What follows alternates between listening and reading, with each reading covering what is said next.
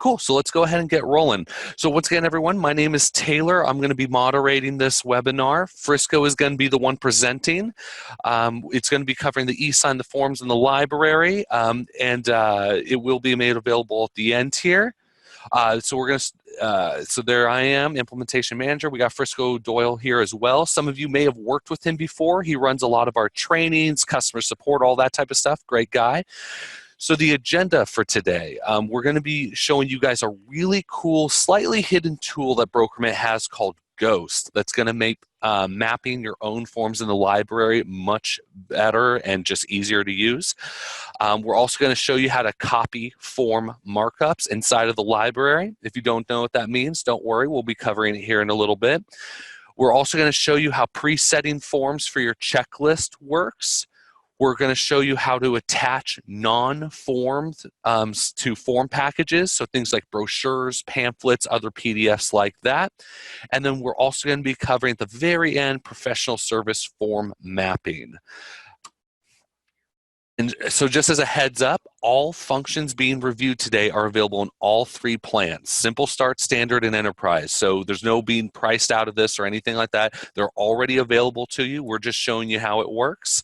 And once again, it'll be the ghosts, copying form markups, presetting forms for your checklist, attaching non-forms, and then professional services, all within Brokerment. So if you have any questions, please use the Q&A option for questions. We will answer your questions live and also at the end. And then we will make this we'll make this video available in our knowledge base at the end of this meeting. Feel free to also check it out for any of our other video guides like agent training, all the way down to more smaller things like splitting documents.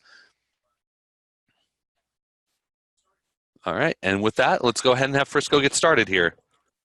All right. Well, thanks for everything, Taylor. And again, hello, everyone. Appreciate you guys taking the time to join us here for our Esign Forms and the Library webinar.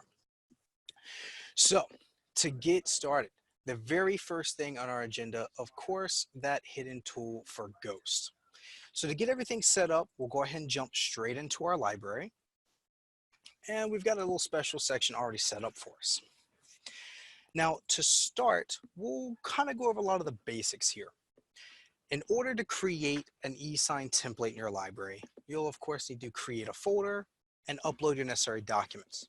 Once they're here, you'll come up to the side and click Make a Template. Now, for those of you who have done this in the past, and maybe it's been a while since, you're probably familiar with this request initiator and how it used to work. It also used to be on by default.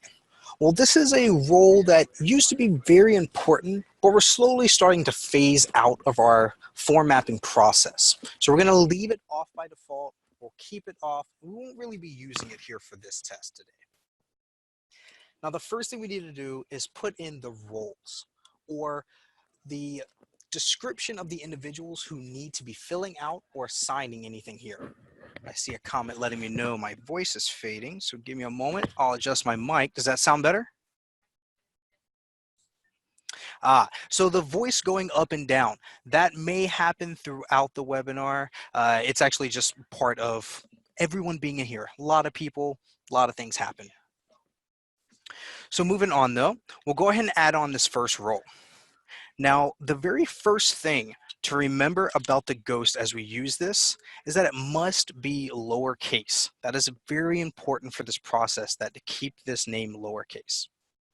Now, the reason why we call this Ghost is because it's going to give us the ability to fill in any necessary sections before sending it to the client. But like a Ghost, it'll stay invisible. So you can't sign or initial the document. That way we don't want you showing up on that audit trail that happens at the end of it. So now that we've got our Ghost up, we'll go ahead and add another one in here for our buyer. We'll hit next, and it'll bring up that document so we can start creating this template. Now, if you've never created an eSign template in the system before, the tools that we'll use for this are going to be pretty simple and really straightforward. We can place down any signature, initial, text, checkbox, or signed dates that are going to be necessary for this document. Now, you don't need to drag and drop like you saw me do here. As long as you select whichever tool you need, just give a click, and you can go ahead and drop down exactly what you need. Now, whenever you drop a field down, it's going to ask us who signs or who fills that section out. We'll click the drop down, and we'll select the necessary individual. Remember, signature boxes and initial boxes are not for our ghost. They're always going to be for our client. Now, one change you may have just saw happen, when I switched our role, the color of our box changed as well. This is just a useful tool to help us at a quick glance know exactly who's doing which field we're placing. Every individual role will have its own color scheme. So now that I've got some information down for our buyer to fill in, let's place a few for our ghost. A text box there, and a text box here. We'll say for now, that'll be good for us. So now that we've got everything in place, we'll go ahead and hit continue. And we'll see that this is going to start updating as it finalizes the process for that form we just made. Now let's go ahead and rename this so we know exactly what we're working with. Yes, sir. And Frisco, an interesting question just came through.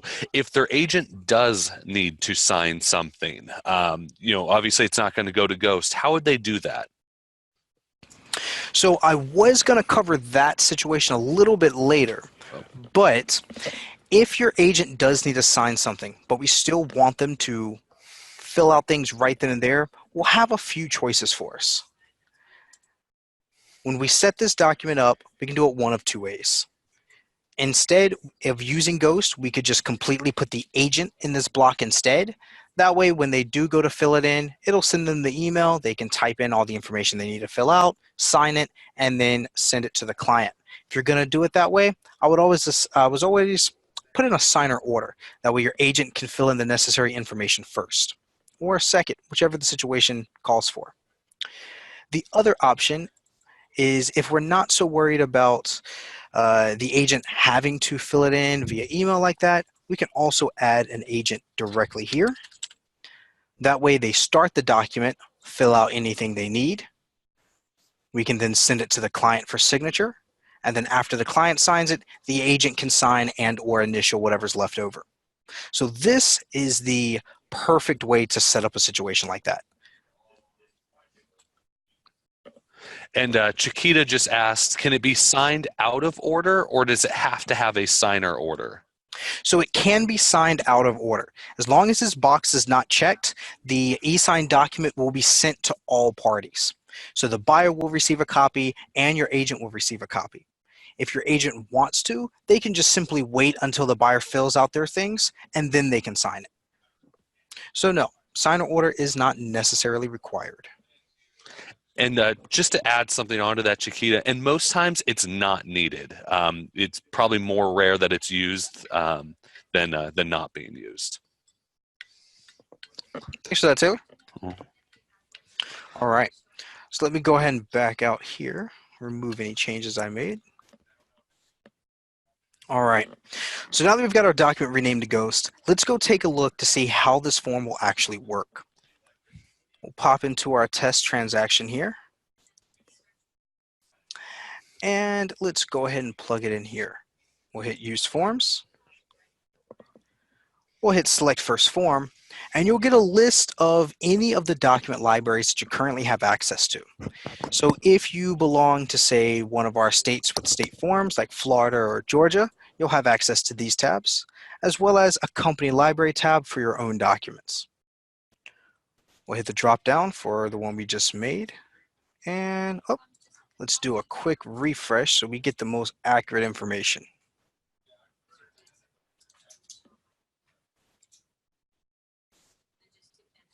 And the first one we mapped out is going to be this one here. We'll hit select and next.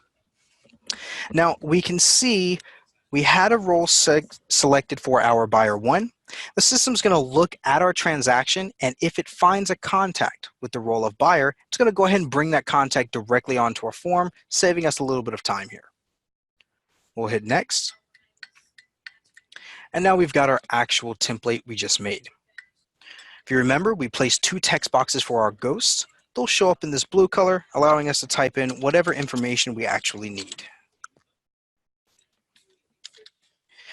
Any other fields will be highlighted in a different color, and if we give it a click, if we had more than one role, we'd be able to tell exactly who it belonged to. If we're ready to send this out, of course, we can just hit send. If we're not quite ready yet, we can hit save and close. Hitting this will create a nice little draft copy that's saved to our transaction here. Doesn't matter if we come back a day, a week, or a month later, same information will be here and will be available for us.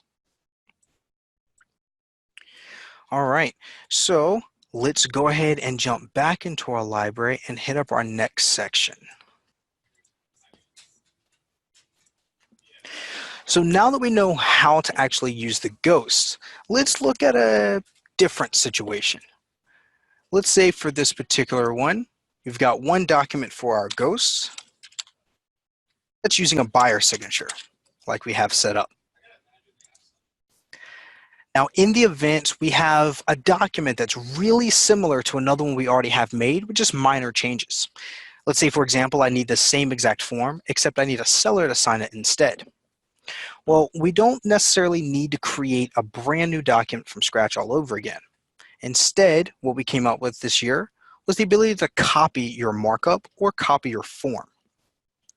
Once you click this button here, it'll bring up your library, allowing you to select any document that you want to copy your current template onto. The only real rule to this is the number of pages in the document must match. So if you're copying a form that's 3 pages, you must be copying it to another document also of at least 3 pages. No more, no less. We'll select the document we're going to copy it over to and hit submit. System does its thing, and now we can see our document is now an Esign template. Now what we want to do is make this specifically for our seller. So we'll come over, hit edit template, and we'll change our buyer one to a seller one. Now, some of you may be noticing a common theme here. Buyer 1, seller 1. Why do I add this 1 to the end of the role? Well, the answer is actually really simple. In the event that we have multiple buyers or multiple seller contacts added to a transaction, this is just simply going to tell the form to look at the very first person there. That's the individual we want to sign this document. We'll hit continue. We'll start updating here. Got it. And continue again. So by changing that buyer 1 to seller 1, all the fields that we already had there were now all reassigned to a seller instead. We'll rename our document. We go seller, so we know the difference. So now that we're set here, let's go ahead and come on back out. And let's head into our transaction. Give me one moment. It looks like I ran into a slight issue. Let's take a look at that. And while Frisco's taking a look at that, we had a really great question come in from Esign, I believe, and I do apologize if I'm mispronouncing your name there. But the question is essentially if they have a template that's saved and there's only one signature block placed for a buyer, but there's actually 2 buyers, then we'll automatically let them both sign, or will we only have the option to, or will only one of them sign? So if you guys have a document that could possibly need 2 buyers to sign onto it, you always want to place a role for both of those buyers. Because what's nice about it is when you go to use the actual document, if there's only one buyer needed, your agent, before sending it out, will just not put anything in for the buyer 2 information, remove them as a signer, and then only buyer 1 will need to sign. If the situation comes up where, oh, now we actually need 2 buyers to sign this document, it's already built for it and it'll work just fine for you. So essentially, if it ever would need two buyers to sign, always build the template to have two different buyers' signatures on there. Same for sellers, same for landlords or tenants or anything like that. We always suggest you build it for the maximum amount of possible scenarios. Don't worry about you don't want to make a different version for this is for one, this is for two, this is for three, that kind of thing. Does that answer your question there? Aslan, and sorry, I really am apologizing here if I'm mispronouncing your name there. So thank you for the question and for the answer there, Taylor. I went Perfect. ahead and updated our ghost seller document to also have two sellers in place so I can show you exactly what he was explaining to you. Thank you.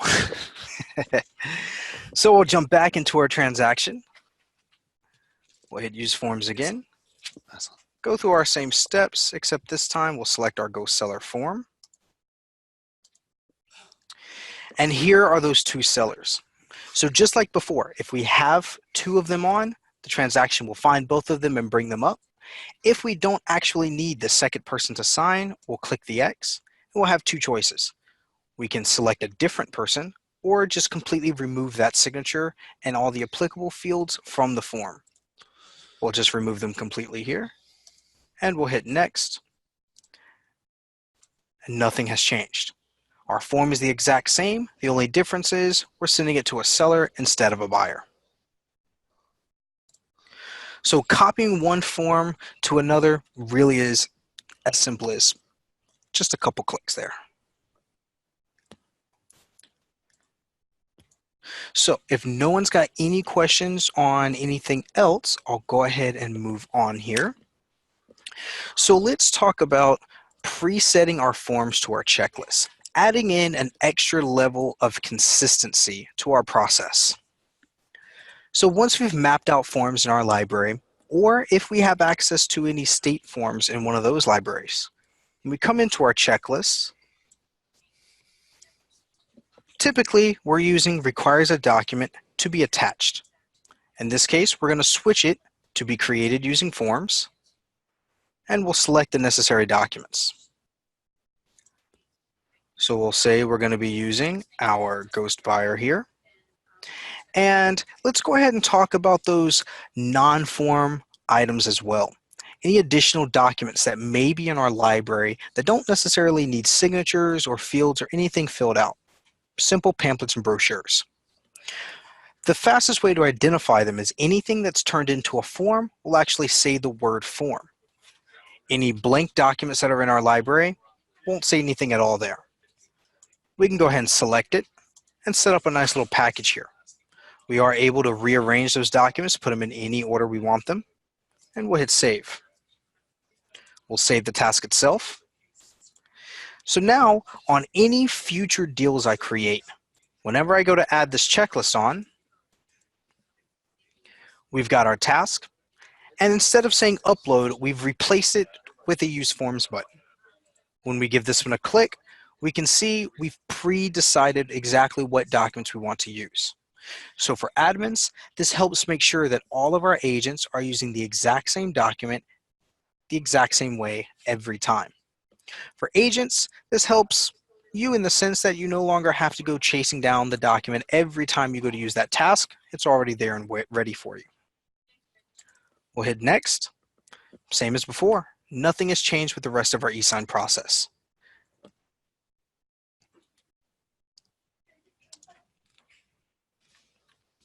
Now, in the event that whatever document I had here, I may have gotten wet signatures. I don't need to use a form because I already have a hard copy of it. There is a way to go around this to upload what you do have. To do that, we would actually be doing it from the unsorted section. So if I already have signatures on that particular document, we'll go ahead and upload it here. And then I would just simply assign it to that task. So I'll open up the document, our text, come up to assign to, and push it directly to that task. Even though it did say use forms, I do have the ability to upload any hard copies that I have.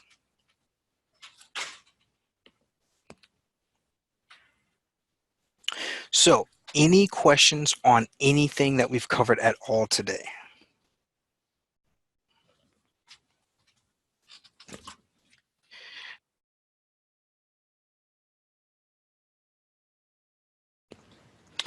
All right. So just a reminder, I know I continue to see some questions and some other comments popping into chat. If you do have a question, please use the Q&A. As the chat starts to move, I do lose visibility of some of these items.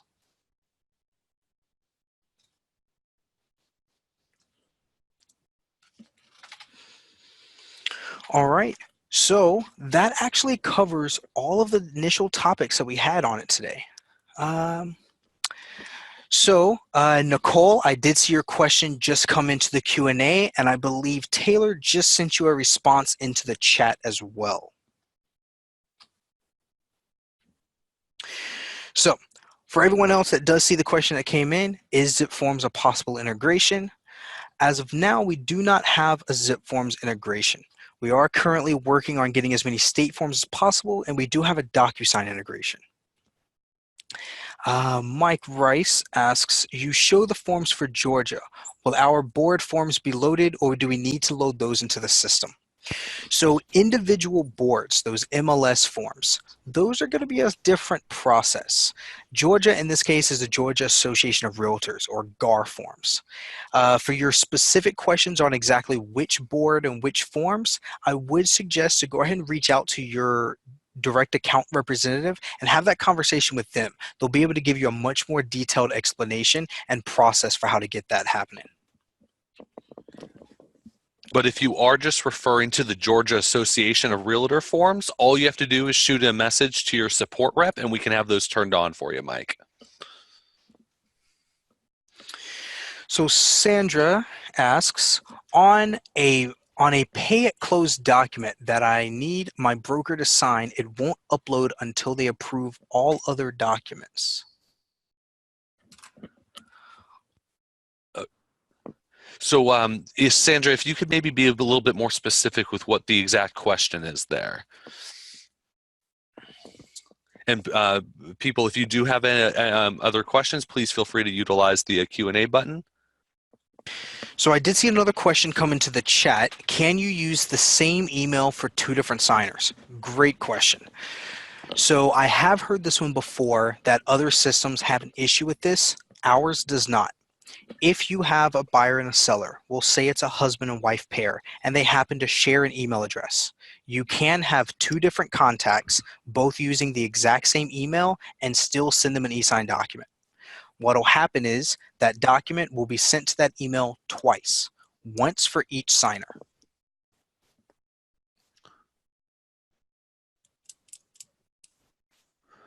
All right. And then we have another. So Sandra gave us a little clarification on her original question.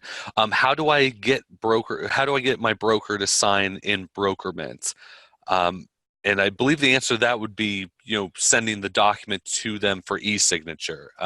If it's a form that's already been pre-mapped inside of Brokerment, then it should have broker, so you should just be able to pop in their email address.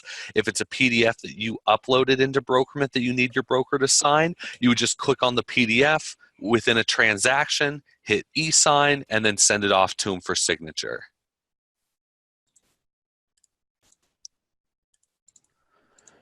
And then Aaron, Frisco, this is a good question for you here. Aaron asks, why do the two e-sign screens look different? It throws off some of our agents. Okay, great question there. So give me just a moment. I'm going to set a couple things up because I want to show you a few things as I explain the difference here. All right.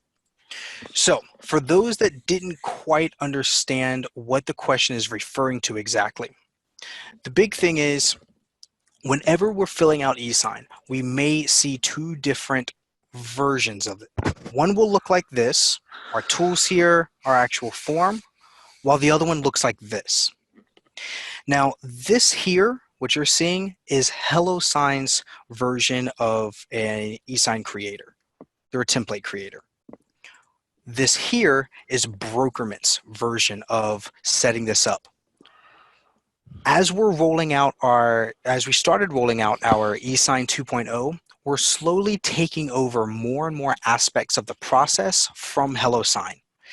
The more control we have, the more things we can do to better suit you as our community and our client base. Eventually, our goal is to completely eliminate this screen here, the way you see it. We're going to slowly move away from HelloSign's version and have our own proprietary setup here. So that's why you see two different versions. You'll see this one here if you upload a document, say to your unsorted section, and you click Esign. This way it goes directly through HelloSign's setup. But whenever you set up a form or use one of our forms, because we are 100% in charge of this mapping process, we have our own display. So I hope that really does thoroughly answer your question there, Aaron. All right. And then we have another question here from, we have Sharon Fox asking us a question. Thank you for the questions, by the way. Can we send a personalized message to the signer when sending the document out for signature? So this question actually also has two answers. If we're using one of the state or one of the library map documents, whenever we go to send this out, it'll ask us, send for signature, give us a subject line, give us a message. So we can set one up to personalize it, giving out any type of instructions or what have you. If we've uploaded a document directly to the transaction and we're doing eSign here using HelloSign's version, whenever we send, it is not going to allow us to do that. So that's one of those restrictions I was talking about with the way HelloSign has their setup, which is why we're slowly starting to phase it out and give you guys more power and control over what you're doing. Mm-hmm. And then Mike Rice has an interesting question. When sending a document to two people using one email address, how does the system let the two sellers determine which person signs where? So that's going to be based on the roles that you had set up. So let me use another document as an example here. Use forms. Let's pull. This will be simple enough. So the roles that you're going to see show up aren't necessarily what you're looking for. Oh, actually, apologies. I know the exact document to bring in. Our seller doc. So we have two sellers set up, seller 1 and seller 2. How does the system know exactly who needs to fill in which one? Easy enough. When you created that document, when you set those initial roles up, you said that this box needs to be filled in by this person and this box needs to be filled in by that person. Seller 1, seller 2. If we look at the form again as you create it, seller 1 signature, seller 2 signature. The fact that they share an email address isn't as important to the eSign process. That's just how we deliver it to them. We determine it here. That role for seller 1, I want touched by this person. That role for seller 2, I want touched by this person instead. So when they get the document, the system says, okay, seller 1 is to be filled out by test seller A. The seller 2 section, that needs to be filled in by the person labeled filler contact. So even though they share an email address, they'll get two emails. One will say, hi, test seller, fill in your sections. Hi, filler contact, fill in your sections. Hope that answers your question. Yeah, so essentially it's the email that they receive, Mike, because they'll get two emails to one email address says, hi Joe, hi Sally, here's your document, please sign it. And then because you've correctly assigned the roles, they'll know exactly where to sign.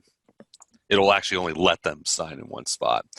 Anonymous attendee, and actually I believe another person inside of chat, maybe Janice, was asking, is there a DocuSign integration? Can I merge with DocuSign? That type of question.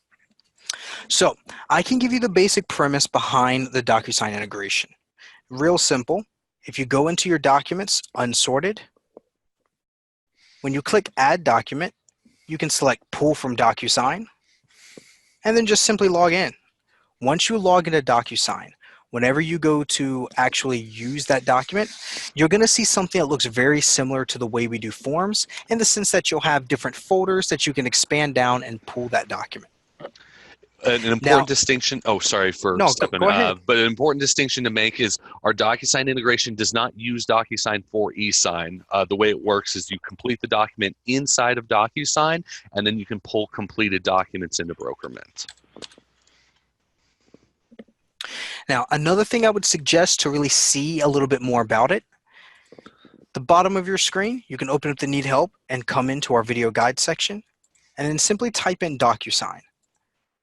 This article here has about a 2-minute video showing you how the DocuSign integration actually works, what it looks like when you start pulling those documents in. There's also a few screen grabs here. So we'll log into DocuSign, give permission, and then when we go to pull it into the account, just like our forms, we'll have our drop down for our folders that we can expand out, selecting any of the documents we want to pull in, and then simply click pull. All right. Another question we have is kind of interesting, being asked by Larissa here. What if an LLC is your buyer, but you want them to sign with their name? Is that possible? So yes, a company or a contact that you create that has a company name. In this case, let's just use my own little account here. Doyle Rules Realty LLC is who I need to sign it, but I still need an individual. That's just fine. As long as you send the document to an email address, whoever receives that document, when they're asked to put in their name, I would suggest to do it this way. Let's see if I can send myself a quick example. As I talk through it though, you have a few options to sign. You can draw a signature, you can have it just place a cursive signature there using whatever name is available. Your client is going to want to draw their signature. That way they can actually draw their real name instead of the contact name that they have. Now, another good approach to this, speaking of contacts, would be create the individual. We'll say Tom Banks is our point of contact at this company. We send everything through company LLC. Our point of contact though is Tom. That way, no matter what, the company always shows up as being the entity involved, but the name on the form will actually say Tom's. All right. Cool. We have another question from Ben. He says, initial box is crammed when there are 2 signers. Is there a cleaner way? And I don't know about you, Frisco, but I might want a little bit of clarification on what exactly you mean, because when you set up an initial box for 2 different signers, there should be 2 different initial boxes. You don't want them initialing inside of one box. Or, and I might just be misunderstanding the question, Ben, but if you could maybe give us a little bit of clarification on that while Frisco kind of shows what it should look like. So yeah, we've got our initial box for our buyer 1, and we've got our initial box for our agents. So if we have, just like Taylor said, if we have multiple individuals. And just to clarify, he is saying that he does have 2 separate boxes. There's just not much room. Beyond, you can, of course, shrink them. I mean, Frisco can show you right here. I mean, they can be shrunk pretty small. But if there's more room needed, it might be best to maybe try stacking them or something along those lines. The boxes can only be made so small.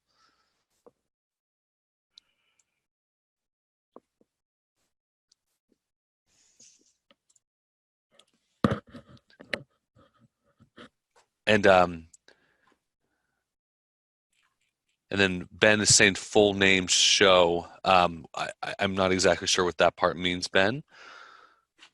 Perfect, thanks. All right, yeah, and you're welcome, Larissa.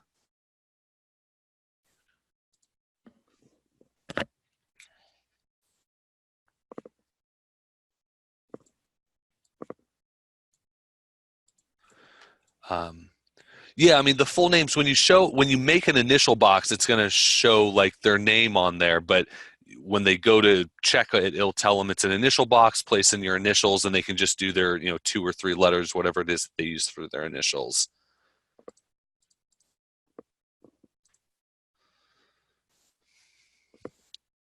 And sorry for anyone who doesn't have context for that. Ben was saying the full name shows up when using the initial boxes.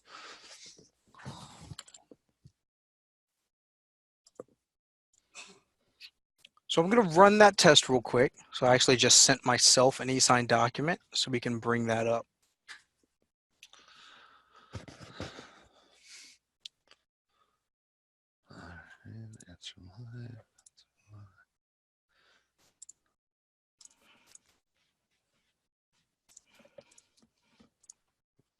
All right.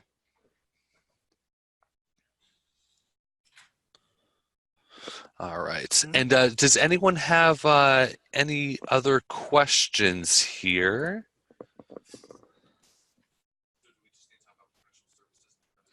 Yes, sir. All right, cool. So if you do have any questions, please feel free to keep typing them in and we'll answer them. We're going to start to wrap up here by talking about professional services a bit, and then we'll go ahead and wrap it up. All right. So that professional service form mapping. Now, the entire premise behind everything we've done so far today is show you how to build these documents into your library.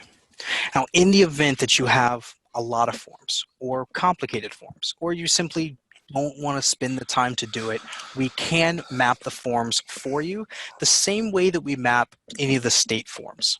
So they'll show up as an additional tab whenever you click Use Forms. It'll just say your company name instead. Now, we can map these out to do it just like any other document. Pull in the necessary contacts, autofill information directly from the transaction or from the contact card itself. We can set it up to where there's any permanent information that never changes as a part of the form. So if you charge a specific fee or if there's any checkboxes that are always checked, we can have that happen as well.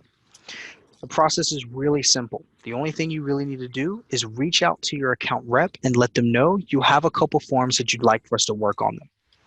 Now, as being a professional service, this one is a billable task for us, and our price is $25 per form to map it out.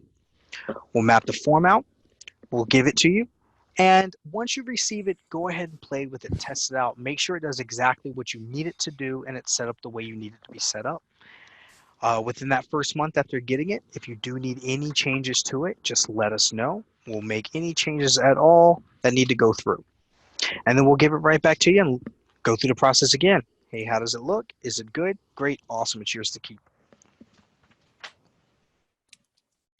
Now, one thing I want to harp on, just so there's no future confusion for anyone that does want to follow that route, those documents will not show up in your company library here. They will only show up when you come into a transaction and click Use Forms. They'll show up as an additional one of these tabs. So if my company library of the documents that I map, a tab called Doyle Rules Realty will be the forms that are proprietary for me that Brokerman has mapped for me.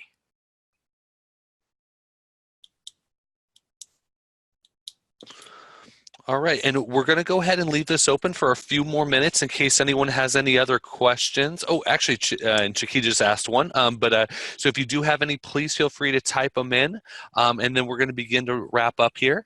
So let's see, Chiquita, she's asking, so on the map out forms that you're speaking of, is it also...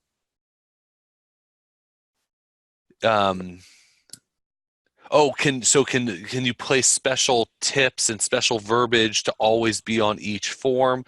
It wasn't clear if we covered that. So I believe what Chiquita's asking here is there a way for us to put like instructions for how to fill the form out inside of our mapping, Frisco? Yes. Any information or any verbiage or words that you need to be on the form by default and stay there and never leave, we can make that happen. Now, there's one thing I didn't talk about in the library concerning the exact same question here. So if I have that same information that I need on a form I'm mapping myself, when I come in here and I drop a text field, I can change it to me now, which allows me to fill in anything I want it to say, which now becomes essentially a permanent part of the document. Mm-hmm. So if I add test comment and then create this document and save it, once the system updates with this e-sign information, let's give our screen a little refresh here and we should be able to see it. if I ever come back into that document and use it, it will show up like it's was a part of the document itself. So whatever verbiage I have stated will stay in place. Ah, and so I misread Chiquita's message. She was using stips as a shortened of stipulations. I misread it as maybe tips. So apologies for that, Chiquita. So she's asking if she can basically put in stipulation sections like a drop down and all of that, which is what we can do when we do our own. So if we do the mapping for you, so if it's something that we do as our professional services, we can actually have like, clauses or different options as like a drop down for you to select if there's common things that you use. So we can do that. We do not currently have a way of that being customer facing, but any mapping that we do, we are able to do those type of things. And then there's always the option of what Frisco just showed, which is the me now, which makes it a permanent part of the documents. And then John has a really great question here. Is there a way to send multiple documents in one email for signature, or does it have to send an individual email for each document? It is a great question, and you can send as many as you need. So if I come in here, and we need to send out, let's say, any of the state forms or any of my library map forms. When I click Use Forms, I can come through, and just like I selected multiple when I chose my non-form document, I can do the same thing with forms. I can go through, I can pull some out of my library, I could come into maybe FAR and pull a document out of here and create a whole package. As I go through this, the system identifies all the roles that are necessary for each of those documents and then adds them all to the list.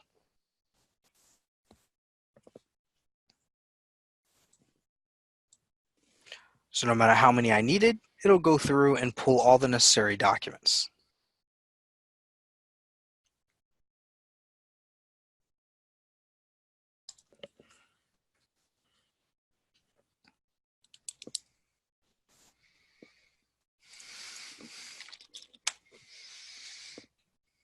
All right, does anyone have anything else for me?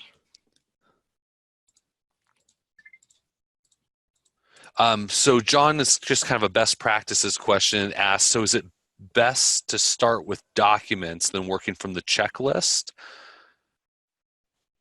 Well, actually, it's you still need the checklist to start any sort of form package. So what some people will do is they'll have like, they'll pre-create the forms as a package inside of the checklist. What's that?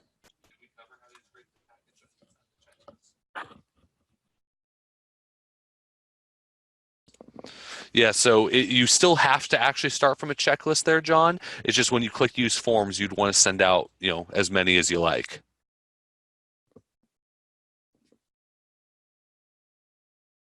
You got it, John. All right, cool, guys. Well, everyone, thank you so much for joining. We will make this video available in the next day or so here, so keep an eye out for that. If you have any other questions, please feel free to reach out to us, via our telephone or support@brokermint.com, which will go directly to your account rep, and we can answer any questions that you have. You can also set up any trainings or anything like that that you like for you or your agents. You guys do get complimentary trainings with us. Please feel free to utilize that. And everyone, have a great rest of your week. Have a great, strong July here, and we'll see you all again for our next webinar.